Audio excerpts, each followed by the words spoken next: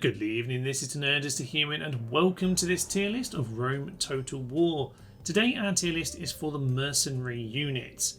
I do have a guide for how to modify the availability of these units in the game files, there's a link to that above, but for today our focus is to rank them from F tier to S tier. My criteria is mostly a breakdown of their effectiveness and utility in battle. I will though consider their cost, scarcity or other factors if I deem them relevant. It is worth mentioning though that I'm looking at the base stats of the units when many of them are hired with experience, so bear that in mind because in reality their stats may well be higher when you actually play. We begin in tier F with the Mercenary Pajama Men, Eastern Infantry basically. Their 2 morale is simply awful and they are generally a liability.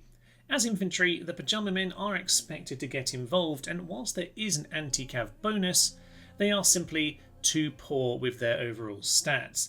They are only saved by their overall numbers, which at the very least makes them a decent emergency garrison. In battle though, I'd mostly keep these guys behind the lines to imitate support for the actual troops. Into tier F they go. In tier E we get another solitary unit, one that I originally placed bottom before making the switch with the Pajama Men. Tier E has the Libyans, who with only 2 morale and pathetic stats have the potential to be a huge liability if allowed to rout. They are however cheap and numerous.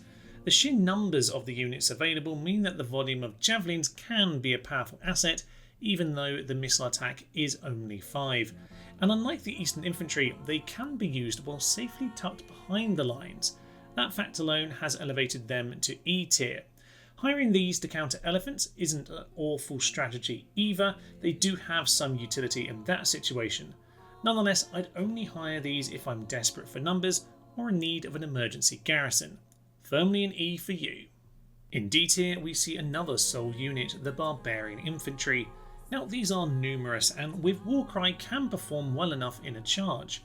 Like many mercenary units, their morale is a low 4 out of 12, and this mixed with their impetuous nature, light attack and at best average defense of 10 means that they're not going to be used for prolonged fights much beyond the early game.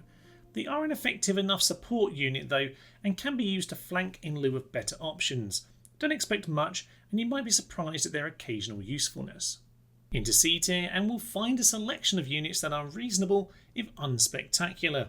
Starting with the cavalry we have the Bedouin Warriors, whose camel have the bonus effect of scaring horses, a nice to have, and a unit that can be thrown into the fray when the AI makes the classic choice of charging the general into the centre of your line. A solid enough unit, but it lacks the powerful charge to really be the heavy cav, and it lacks the speed to be effective at mopping up routing units. For that reason I put the Arab Cavalry and the Barbarian Cavalry slightly ahead. Now for me, mercenaries plug holes in your army composition, and whilst flimsy, Arab and Barbarian Cav are both very useful for ensuring that routing foes are dealt with, as well as for chasing down slower heavy cav.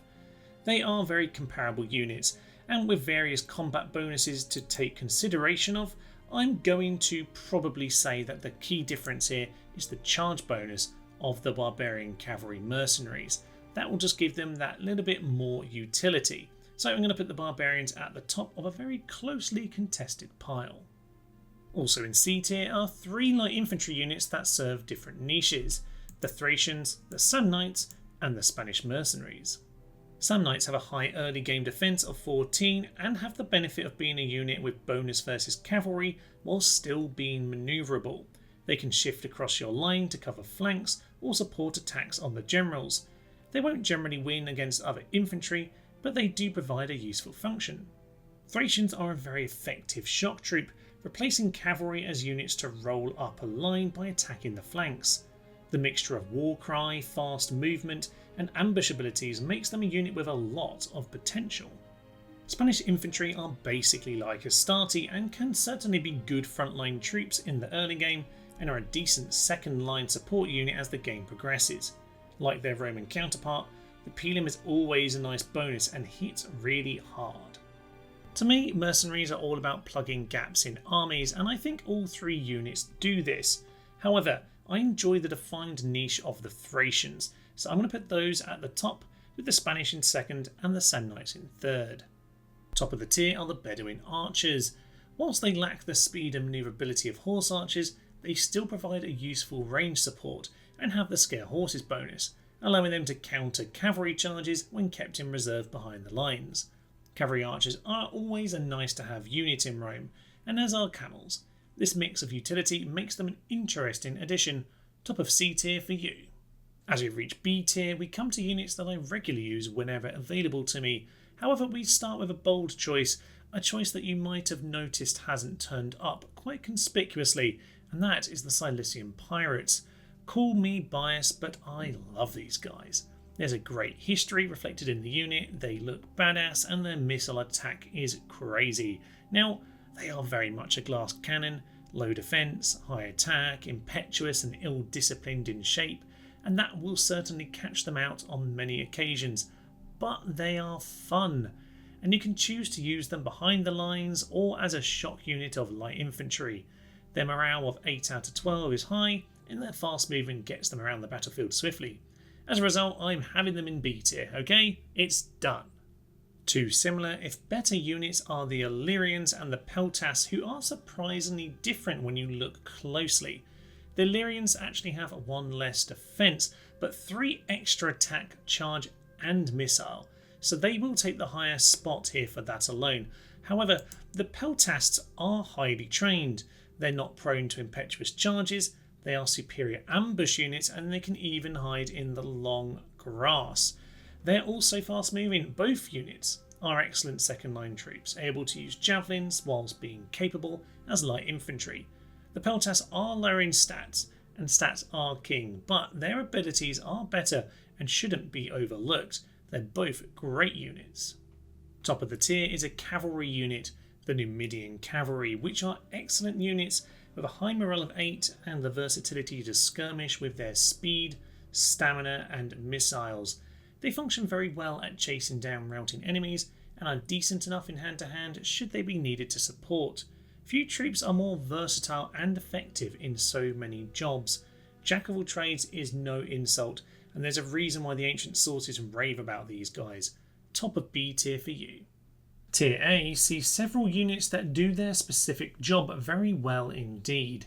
They often fill the missing niche of your army so effectively that they can become regular parts of your army, depending on the faction of course. We finally reach our top 2 infantry units here, the Greek Hoplite and the Bastane. Now the Bastane are a stronger 2 hit point version of the Thracian unit we saw earlier, excelling at speedy flanking manoeuvres, and whilst pricey, they are as good a shock infantry unit as you'll get, aside from the Berserkers. I am very fond of them, but they do have to fall behind the Hoplites, who are probably going to be used on every single campaign.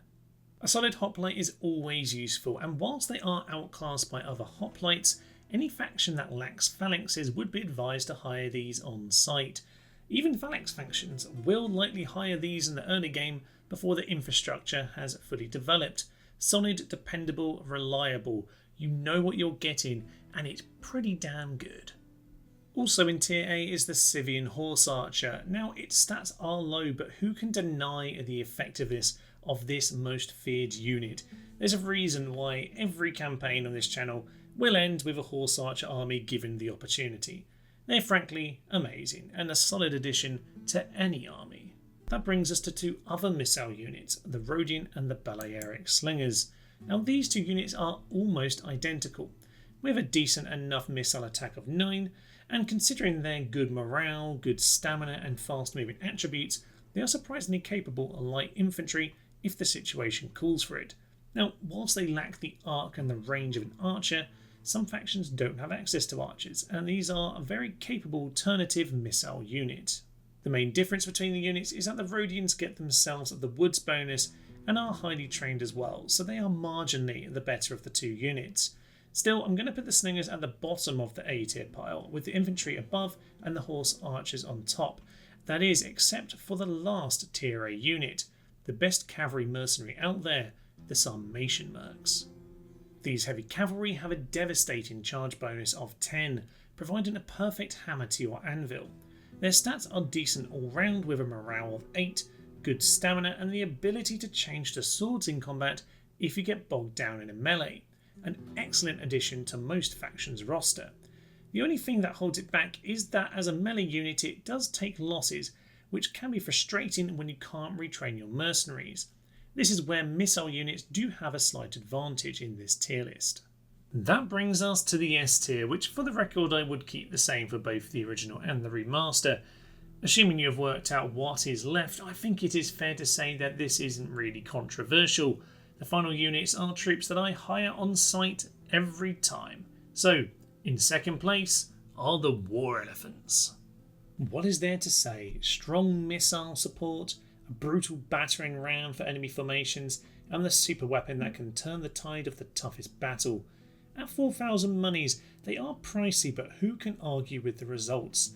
Its scarcity and price means that as great as it is, you will rarely pick them up. Something that is not a problem for the final unit, top of the pile, the legendary Cretan Archers. Excellent range, powerful missiles, these are what we all want in archers. Yes, there are some archers with better melee capabilities, but with good morale, you'll be surprised at how effective they are at hand-to-hand combat if the situation calls. Nevertheless, it is their ability as powerful long-range missile support that garners their well-deserved reputation as the best mercenary out there in Rome Total War. So there we have it, the totally unarguable and peerless tier list of mercenary units in Rome Total War. Thank you to my channel members and Patreon supporters who make it possible to make more regular content like this. You can support the channel yourself by following the links down below, and feel free to politely argue your corner in the comment section. I will be having more guides, time lapses and tier lists coming out on future Fridays, so do look out for those. But for now though, I will leave you. I am Thomas, and this is To Nerdist to Human, and this has been a tier list for mercenary units in Rome Total War. Thank you, and bye bye.